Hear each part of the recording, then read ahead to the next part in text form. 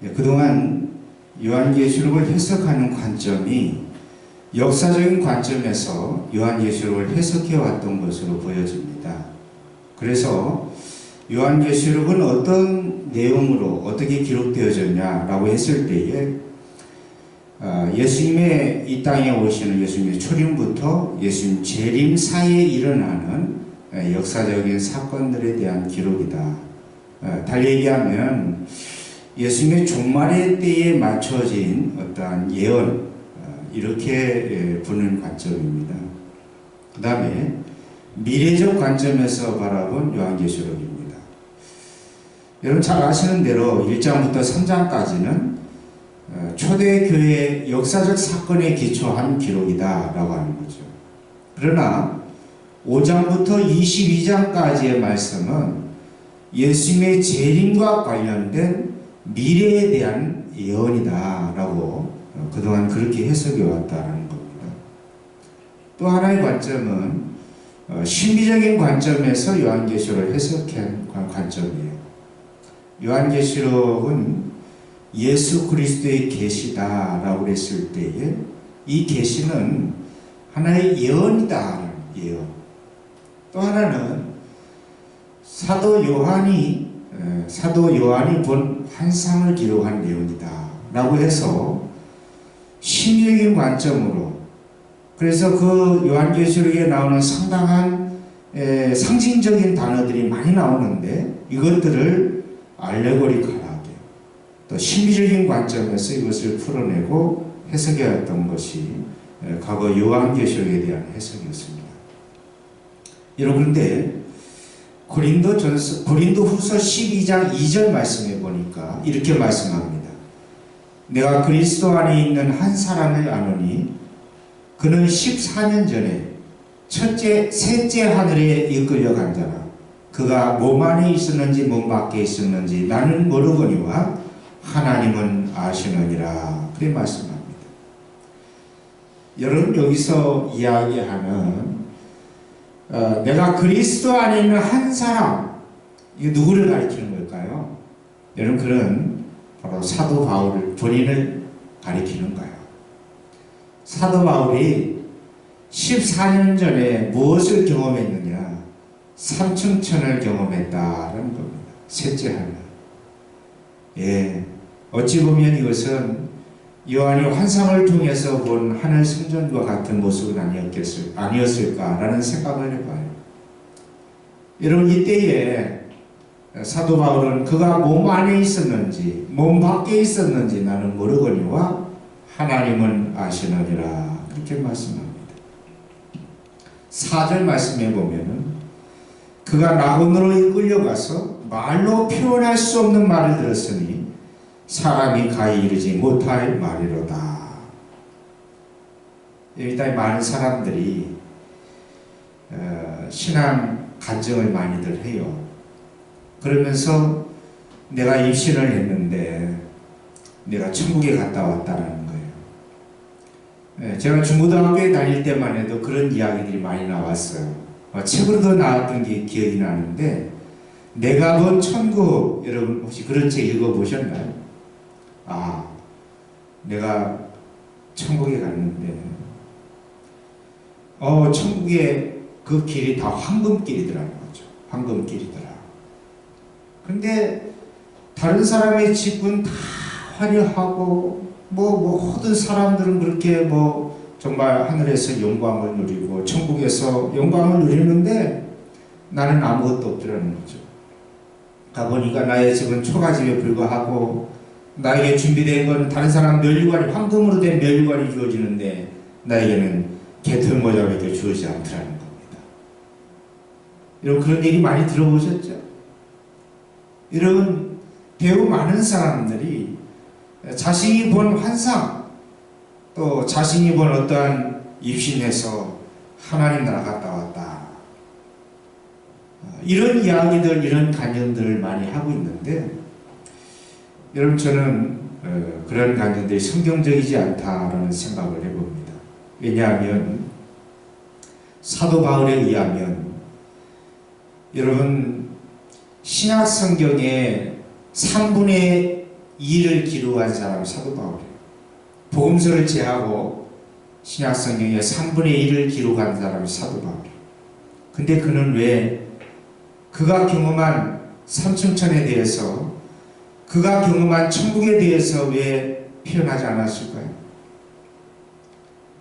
바울 역시도 천국을 경험했어요. 하나님의 나라를 봤어요. 여러분, 그런데 그는 말로 표현할 수 없더라고요. 또 사람이 가히 이르지 못할 말이로다 라고 말씀하고 있는데, 근데 이 땅에 많은 사람들은 말이죠, 하나님의 나라를 상상의 날개를 펴가지고 하나님의 나라를 표현하고 있는데, 저는 사람들이 그렇게 말하는 하나님의 나라가 결코 성경적이지 않다고 봅니다. 또한 그것은 요한이 환상을 통해서 본 하나님의 나라, 그런 의미가 아니다라는 것을 저는 분명하게 말씀드릴 수 있을 것 같습니다. 여러분, 요한계시록은 요한이 본 환상을 즉흥적으로 기록해 놓은 게 아니에요. 하나님께로부터 받은 계시, 하나님으로부터 받은 그 계시를 요한은 보다 정확한 의미로 성도들에게 전달하기 위해서 각고의 노력을 기울여 정교한 문체와 문장 구조를 가지고 기록을 해놓은 것이 바로 요한계시록이다라는 것입니다. 근데 대부분 많은 사람들은 요한계시록을 때로 어떤 요한이 본 환상을 그대로 표현해놓은 것이다, 이렇게 이야기하는데, 이것을 어떤 입장에서 보냐면 심의적인 그 관점으로 요한계시록을 보는 거예요. 그것은 성경을 잘못 읽는 거예요. 그렇게 읽으면 안 된다는 것을 말씀드립니다. 자, 요한계시록이 어떻게 기록되었는가 하는 거예요. 여러분, 우리가 가지고 있는 성경이 있습니다. 이 성경이 어느 날 갑자기 하늘로부터 뚝 떨어진 게 아니에요. 이게 하나님의 말씀이다. 하늘로부터 뚝 떨어진 게 아니에요. 때로 이런 복음서를 예를 들면, 예수님께서 12제자를 세우시고 12제자 중에 한두 사람을 서기로 뽑았어요. 그리고 또 부서기를 뽑아요. 그리고 너희는 내가 행하는 모든 기적, 내가 말하는 모든 비유, 내가 말하는 설교를 잘 받아 적어라. 토시 하나 빠지지 않게 그대로 받아 적어라. 그렇게 해서 만들어진 게 성경이 아니라는 겁니다. 여러분, 성경이 기록된 배경을 말씀드리면, 여러분, 사도들이, 예수님을 직접 만났던 사도들이 순교해요. 그러면서 일찍 세상을 떠납니다. 사도들이 살아있을 때는 예수님에 대한 산증인으로서 예수님을 만났던 이야기, 예수님께서 행하신 수많은 기적, 예수님께서 하신 말씀들, 이 말씀들을 그들의 생생한 목소리를 들을 수 있었어요. 그러나 사도들이 한 사람, 두 사람 목숨을 달리하게 됩니다. 순교의 현장으로 내몰리게 됩니다. 예수님께서 바로 오실 줄 알았는데 예수님의 재림이 지연돼요. 그러면서 사도들은 이 성경을, 예수님의 말씀을, 예수님께서 행하신 기적들을 글로 기록해서 후손들에게 남겨줘야 되겠다라는 생각을 하게 되는 겁니다. 그렇게 해서 그들이 이제 성경을 기록하기 시작하는데, 사도들이 예수님부터 들었던 말씀, 사도들이 예수님을 보고 예수님부터 감명받은 말씀들을 각각 자신의 언어로, 자신의 경험한 경험을 토대로 해서 그 말씀들을 기록해 놓았다는 거예요. 마태가 기록하고, 마가가 기록하고, 누가가 기록하고, 요한이 기록하고. 여러분, 그런데 똑같은 사건을 하나 놓고도 각각 보는 시각이 달라요. 각각 받은 은혜가 달라요. 여러분, 저도 이제 강단에서 말씀을 전하고 나면 성도들이 가끔 하는 말이, 아니, 목사님 오늘 은혜 받았습니다. 그래요. 저는 저 나름대로 이러한 의미에서, 이러한 목적을 가지고 말씀을 전했는데, 성도들 때로 제가 의도하고 제가 생각했던 거와는 전혀 다른 곳에서 은혜 받았다는 거예요. 지사님 무슨 말씀에 은혜 받으셨어요? 그러면 하시는 말씀이 목사님 오늘 예화가 너무 재밌었어요. 뭐 이런 식으로 얘기한다라는 거죠. 그러니까 사람들이 같은 말을 들어도 같은 자리에서 예배드리고 같은 말씀을 들어도 각각 이해하는 바가 다르고 깨닫는 바가 다르고 또 받은 은혜가 다르다라고 하는 거예요. 그런 의미에서 여러분 요한계시록뿐만 아니라 모든 성경은 하나님께서 불러주시는 대로 그대로 토시 하나 다르지 않게 받아 적어서 기록해 놓은 것이 성경이 아니라는 겁니다. 물론 하나님께서 성령께서 강하게 역사하신 것은 분명합니다. 그러나 요한계시록을 기록한 이 요한의 언어, 요한이 가지고 있었던 문화적 배경과 그가 가지고 있던 신학적 배경과 또 그 시대의 시대적 상황들을 다 고려해서 유기적인 그러한 상황에서 계시록이 기록되었다고 보아야 됩니다. 자, 그러면 이제 요한계시록은 예언으로서의 요한계시록, 우리가 이렇게 좀 한번 이름을 붙여봤습니다. 요한계시록을 이해할 때에 요한계시록은 무엇이냐? 예언의 말씀이다. 예언의 말씀이다. 그러면 예언은 과연 무엇을 가리키는 것이냐? 예언이 여러분 무엇이라고 생각합니까?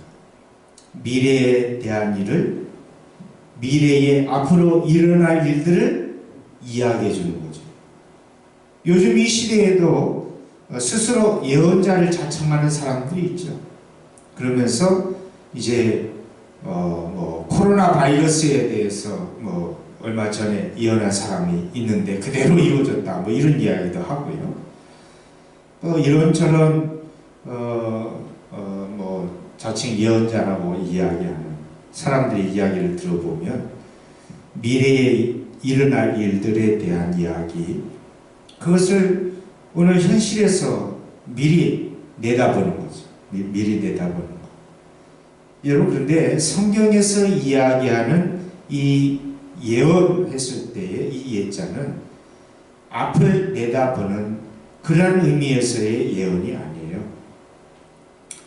여러분, 구약에서도 많은 예언자들이 있었습니다. 구약에 나오는 대부분의 예언자들은 히브리어로 나비라고 하는 단어를 사용하고 있는데, 이 나비가 의미하는 것은 무엇이냐면 대언자입니다. 대언자. 하나님의 말씀을 대언하는 사람이 예언자라는 거예요. 성경에서 이야기하는 예언자는 하나님의 말씀을 대언하는 사람입니다. 여러분, 근데 구약에 대부분의 많은 예언자들이 나오는데 그 예언자들이 예언한, 그 예언자들이 말씀한 그 예언의 내용이 과연 무엇이냐라고 했을 때에 예언자들은 한결같이 하나님은 누구시냐라는 거예요. 하나님은 어떤 분이냐라고 했을 때에 하나님은 창조주 하나님이시다. 하나님은 구원의 하나님이시다.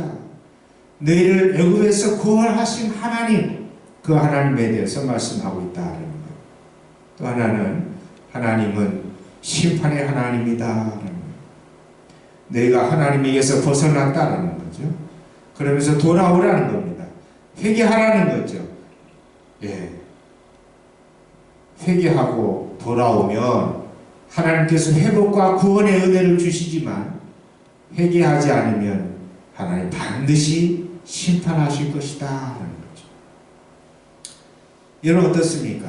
우리가 생각해왔던 예언과 오늘 성경에서 이야기하고 있는 예언의 의미가 다르죠? 예, 다릅니다. 여러분, 성경에서 이야기하고는 예언의 말씀은 앞으로 일어날 일들을 미리 이야기하는 예언이 아니에요. 여러분, 그런데 교회 안에서도 예언한다는 사람들이 있어요. 예, 여러분, 그런 말에 넘어가지 마세요. 그런 말에 넘어가지 마세요. 어찌 보면 우리 기독교 안에도 무당짓거리 하는 사람들이 많아. 그래서 예언을 한다고 하면서 성도들 겁을 줘요. 예, 그 말에 넘어가지 마세요. 차라리 점을 보러 가요. 그럴 바에. 예. 차라리 그럴 바에 점을 보러 가.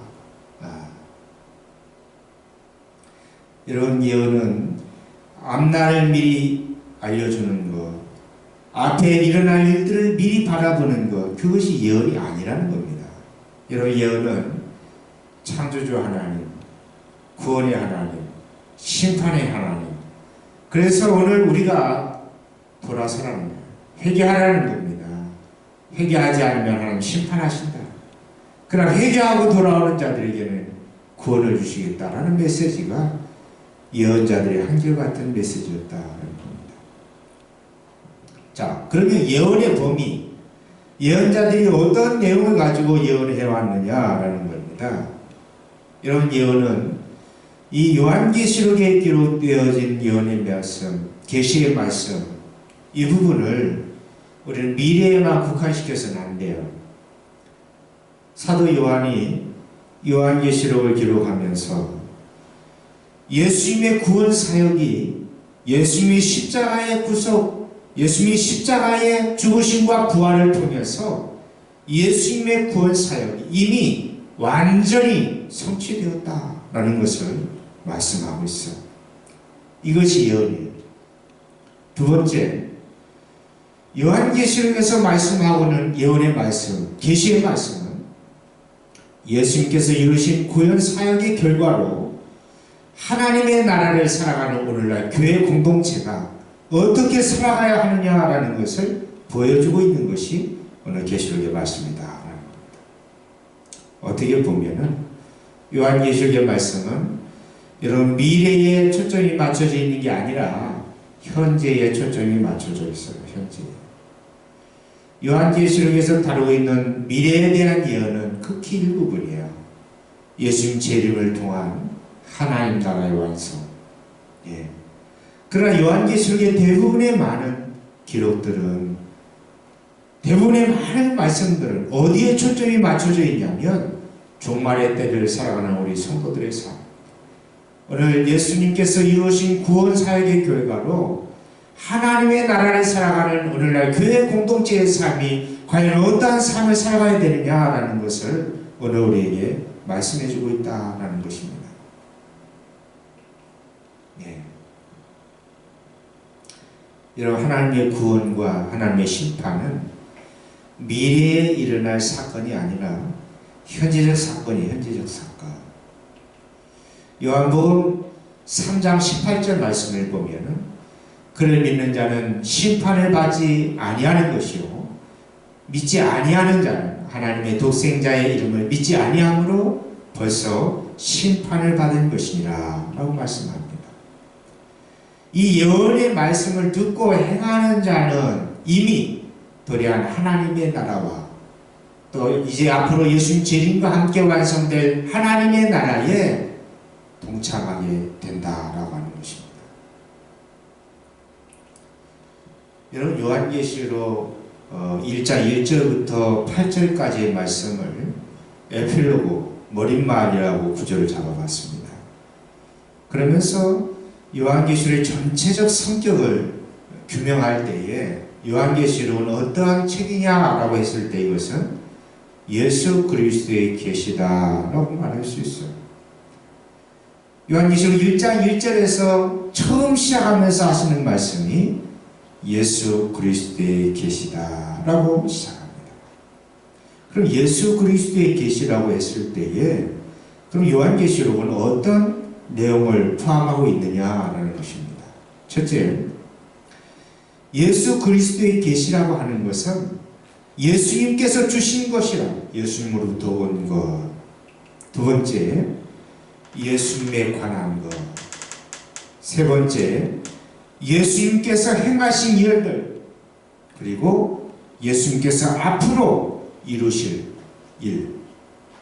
여러분, 이것이 요한계시록의 전체적 성격이고, 또 요한계시록을 우리가 예수 그리스도의 계시라고 이야기했을 때에 예수 그리스도께서 주신 것, 예수 그리스도에 관한 것, 예수 그리스도께서 행하신 일, 예수 그리스도께서 앞으로 반드시 이루실 일. 여러분, 이것을 가리켜서 우리는 예수 그리스도에 계시다, 이렇게 이야기할 수 있습니다. 여러분, 오늘 저희가 여기까지 해야 될 것 같습니다. 다음 시간에는 이제 요한계시록을 조금 더 깊이 들어가면서 예수님께서 앞으로 이루실, 반드시 이루실, 예수님께서 반드시 속히 이루어야 될 일, 이것이 무엇이냐라고 하는 것을 우리가 한번 살펴보도록 하겠습니다. 마치겠습니다. 감사합니다.